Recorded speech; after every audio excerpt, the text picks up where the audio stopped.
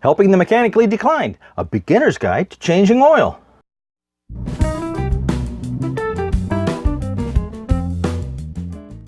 Changing the oil on your car is a very basic part of maintenance. There are many reasons to get under your car to change the oil, and all of them relate to either maintenance of the vehicle or safety, or both.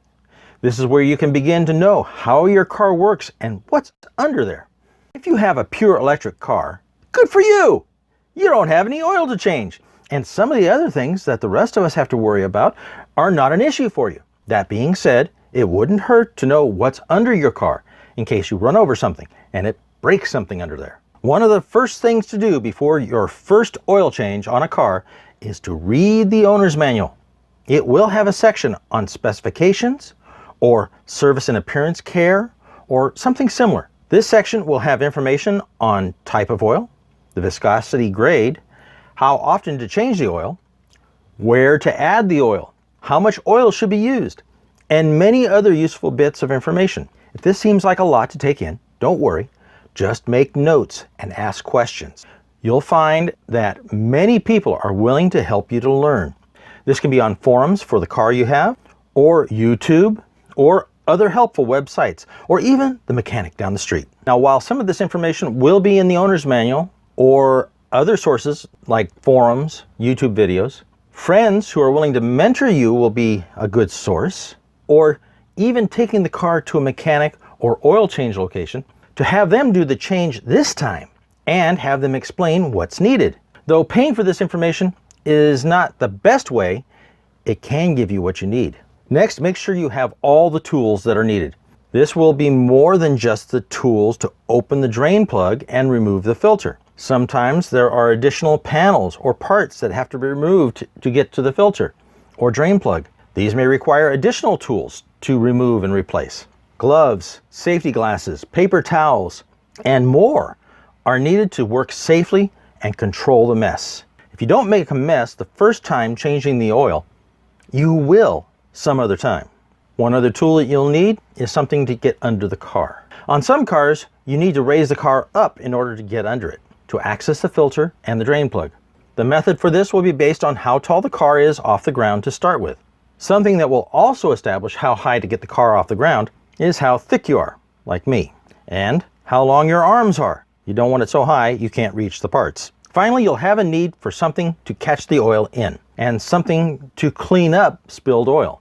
A drain pan made for the purpose is a good option, but it's not the only one. Those aluminum turkey trays, buckets, and many more things can be used to catch the old oil as it's being drained. A cheap plastic tarp laid out under the car will catch most spills and help keep the mess down.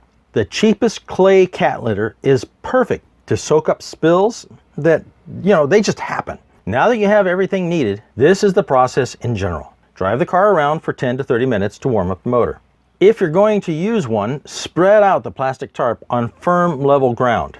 If needed, put your ramps in place on the tarp and drive the car up on them. Then put blocks behind the wheels so that it just doesn't roll away.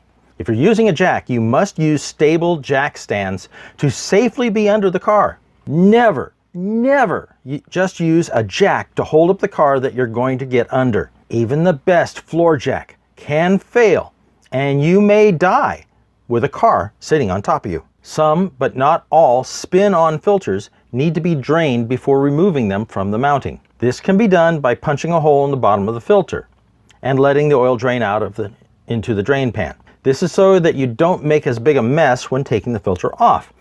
If the filter sits on its side, this really isn't needed for most applications. It's going to make the mess that it's going to make. The drain pan needs to be under the oil that's being drained. This means that you'll be moving the pan around to where it's needed, or have two drain pans. Some filters are built into a housing that is the container for the filter. In this case, you only need to open the housing and remove the filter. The manual will tell you how this is done, and draining is definitely not needed. Remove the filter with the appropriate tool. With most spin-on filters, I find that plumbing tools are best for this, either a strap wrench or large slip joint pliers. Most of the oil filter removal tools that I've used in the past are designed for specific engine vehicle combinations and don't work on all of them. Slip joint pliers will remove most spin-on filters, and a strap wrench will remove most of the other ones that the pliers don't. Then there are the ones that do need a special tool. Make sure that you have that tool that will work before starting. With the drain pan under the drain plug, remove the drain plug with the correct wrench. The oil that comes out will be warm to hot, so be careful. This is where multiple layers of gloves can be useful. The oil will not just drain straight down unless that's the direction of the drain. It will pour out in a stream in the direction of the drain, and it's going to be hot, remember. So when positioning the drain pan, make sure it's in the direction of that drain plug, or it will get very messy. Keep track of the drain plug and any washers or O-rings that are on it. Some engines need a new washer or O-ring on the plug every time it's removed. Others, well, those washers will last as long as the motor. Your manual will tell you this if it's needed. If you see minor leaks from the drain plug, replacing the washer will sometimes correct this. When the motor is drained of oil from both the filter and the drain, wipe off the mounting for the filter. The filter mounting needs to be clean. Sometimes the old oil filter, especially if it's a spin-on, will leave its rubber gasket or O-ring in place. This should be removed, and then use the new filter's parts in place of the old. Put a little new oil on the new filter's gasket or O-ring to lubricate it. Some, not all filters, need to be pre-filled with new oil before installing them. Now's the time that you can do this.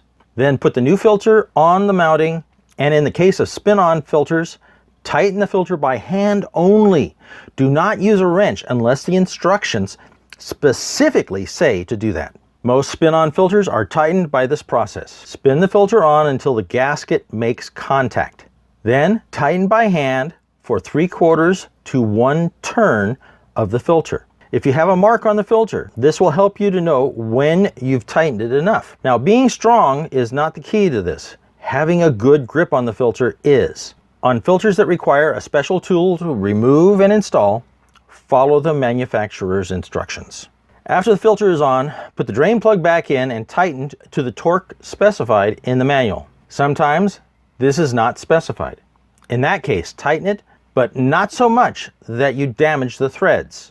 Then start adding the required oil. I always stop adding oil 1/2 to 1 quart less than what's needed, so I can then start the motor and check for leaks while letting the oil circulate through the motor. Then I'll stop the motor and check the level according to the instructions from the manufacturer, topping off the rest of the oil as needed. This way I don't miscount and put too much oil in. In the case of our Saturn, I have to take it off the ramps first before checking the oil level. Too much oil can be almost as bad for the motor as too little. It gets into places that it shouldn't and can cause the motor to idle badly. Congratulations! You're done! Now you just have to put the old oil into the containers the new oil came in. Fully drain the old filter and just clean up your mess. In California, most places that sell oil must take the old oil back if properly presented. Like in the containers the new oil came in. They also have to take the filter and any other properly presented debris. This all gets recycled. In some locations outside of California, the old oil is used for fuel for heating. So it's really good to check to see if you can do this, because you can save a few dollars by burning that old oil to heat your garage. But whatever you do, just don't dump it on the ground or put it in the trash or put it in the drain of the sink in your garage or anything other than disposing of it properly. The old oil has become toxic from being used, and this can mess up you or others if it gets where it doesn't belong. Now, while you're under the car, it's a good idea to look at everything under it and check for loose parts. Just grab the suspension parts and just shake them a little bit. See if they move. They shouldn't. This will help you to learn how the bottom of your car is put together. And if you take pictures, you can compare them from oil change to oil change to see if something is wearing out. You can also post them on social media so your friends can see how you did this messy job. At the very least, you have something to show someone who may be helping you to learn to be mechanically inclined. Thanks for watching our video. If you like what you see, press the like button below and subscribe.